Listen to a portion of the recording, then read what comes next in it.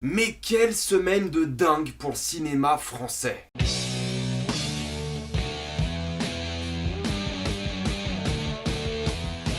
Le chant du loup. Comme d'habitude, ce qui est indiqué dans le titre de la vidéo, il n'y aura pas de spoiler parce que vous êtes tranquille, après on va tout spoiler. Là, en tant que français, je suis vraiment content de la semaine que j'ai. Et si le film Netflix Paris est à nous, eh bien...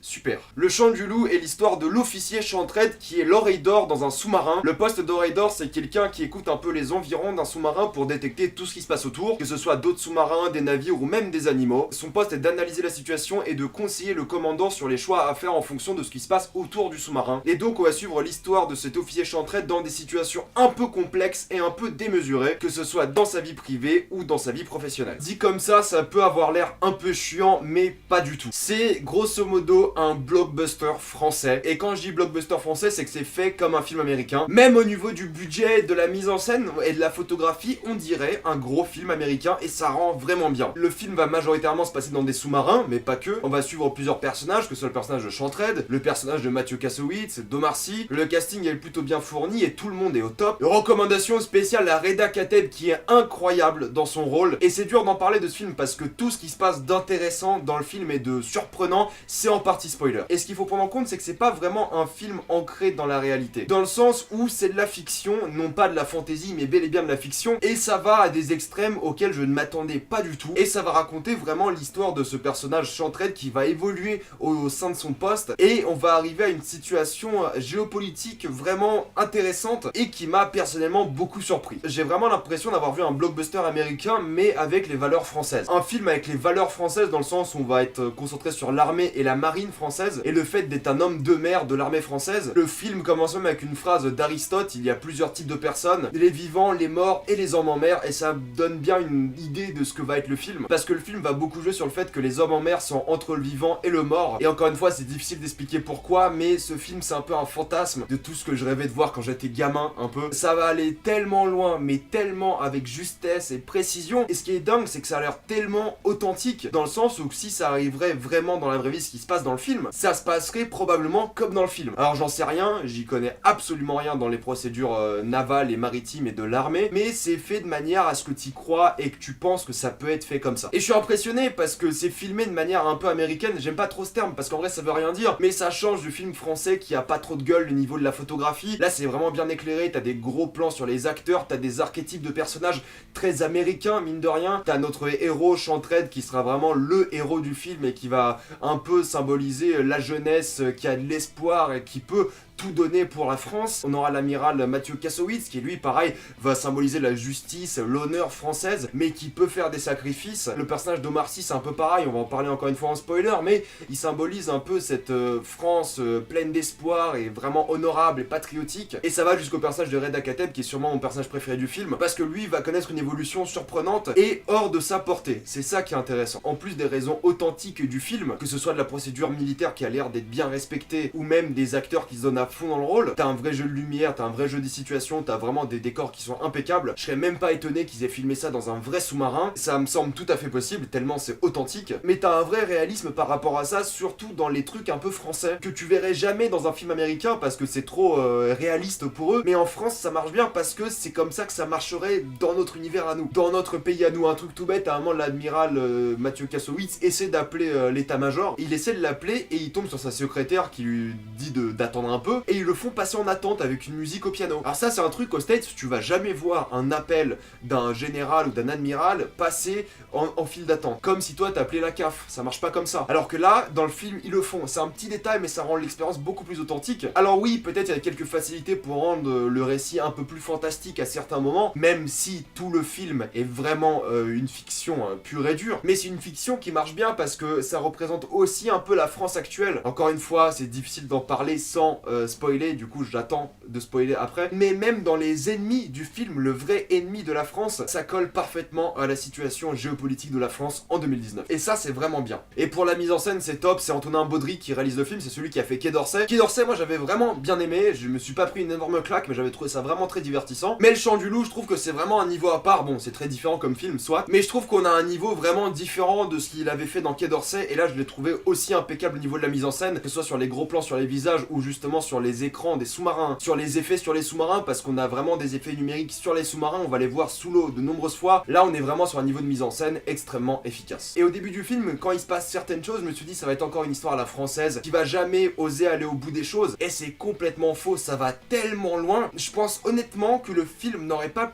pu aller plus loin que ça. Là, on a atteint la limite réaliste fiction. On pouvait pas aller plus loin, c'était impossible. Et c'est ça que j'aime beaucoup, c'est que c'est ancré dans une réalité qui semble possible. Les événements du film, toute proportion gardée, semblent possibles. Alors oui, peut-être il y a quelques facilités sur l'oreille d'or du personnage de Chantred, ou comme ils aiment l'appeler Chaussette dans le film, mais je m'y connais pas assez pour dire que si c'est réaliste ou pas, parce qu'à certains moments, le mec entend vraiment tout. Vraiment, c'est un super héros, c'est impressionnant. Après, il y a peut-être des personnes qui existent comme ça et qui sont entraînées pour entendre aussi bien. J'en sais rien, mais pour moi, à certains moments, ça m'avait l'air d'être des facilités scénaristiques. Mais c'est pas très dérangeant parce que c'est tellement bien ancré dans la réalité et dans la fiction que ça vous dérange à aucun moment. Mais c'est ça que j'aime à propos du film, c'est qu'il n'arrête pas d'avancer, il va toujours plus loin et ça ne s'arrête jamais. C'est un thriller sous-marin qui marche très très bien. Le climax, j'étais tellement stressé, je savais pas comment ça allait finir. Et il y a une douce poésie par rapport au film, c'est que c'est un film, on va dire, d'action thriller et ça a réussi à être poétique, surtout sur la fin. Je vais m'arrêter là parce que j'ai plus grand chose à spoiler par rapport au film. J'ai adoré les personnages, la mise en scène, la photographie, l'histoire, c'est allé tellement loin, j'ai surkiffé. C'est un bon gros film français comme on les aime, je vous conseille fortement Le Chant du Loup, juste pour soutenir ce genre de cinéma et si vous aimez les thrillers d'action, ça vaut le détour. Avant de passer en spoiler, si vous avez aimé cette vidéo, pensez à vous abonner pour plus de vidéos, mettez un j'aime, ça aide beaucoup la chaîne. Si vous aimez la chaîne, pensez à la soutenir gratuitement grâce au lien dans la description et dans le commentaire épinglé, vous regardez une petite pub et moi ça me fait un peu d'argent. Suivez-moi sur Instagram pour des critiques exclusives, suivez-moi sur Twitter pour toutes les news et on spoil.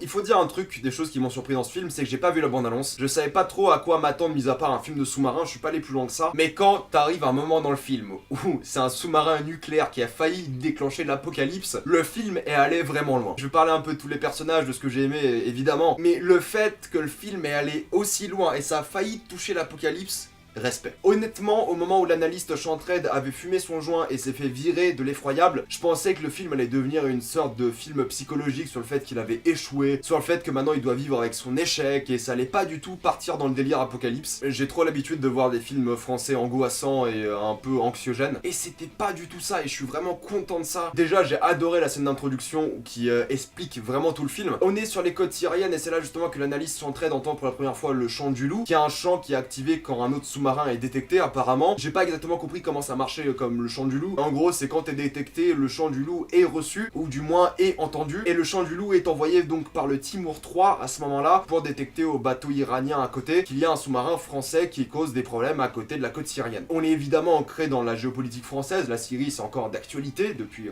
quelques années maintenant. La guerre en Syrie c'est un vrai truc, c'est pour ça que le film est ancré là-dedans, et c'est ancré dans le fait qu'il y a des Iraniens à côté, ce qui est logique parce qu'il y a un soutien syrien, et il y a un soutien syrien de la part des Russes, c'est pour ça que tout le monde pensait que le Timur 3 était un navire russe. Même la romance entre la libraire et Chantred, je l'ai trouvée plutôt sérieuse. Il l'invite à boire un verre, ils ont des points communs, ils s'entendent bien, ils fument un joint, ce qui cause à Chantred de ne pas être sur l'effroyable au final, ce qui était une bonne chose pour lui. Il y a ce jeu que j'ai beaucoup aimé avec sa copine, c'est qu'elle essaie toujours de se faufiler derrière lui pour le surprendre, mais à chaque fois, vu que c'est l'oreille d'or, il entend qu'elle arrive et lui la surprend avant qu'elle le surprenne, ce qui marche très bien en parallèle avec la fin, on va en parler juste après. Mais j'ai bien aimé leur petite histoire d'amour qui est plutôt chou et le mec fait pas vraiment attention au fait qu'il fume un joint parce qu'il aime beaucoup cette fille, et il faut vraiment que ce soit une fille pour que tu fasses pas attention au fait que tu fumes un joint, que tu sois vraiment un peu mode in love pour que tu fasses pas attention. Et donc j'ai bien aimé cette histoire d'amour. J'ai aussi bien aimé toute l'histoire avec l'état-major, avec Mathieu Kassovitz, dans le sens où Mathieu Kassovitz c'est l'admiral et il croit vraiment à l'honneur et à la justice. Il se fout d'ailleurs de Chantred par rapport au fait qu'il a fumé un joint, mais c'est un mec quand même qui est respectueux et qui comprend et qui accepte. Pareil pour l'autre commandant qui avait puni Chantred, même si Chantred a triché, bah il comprend qu'il a donné une information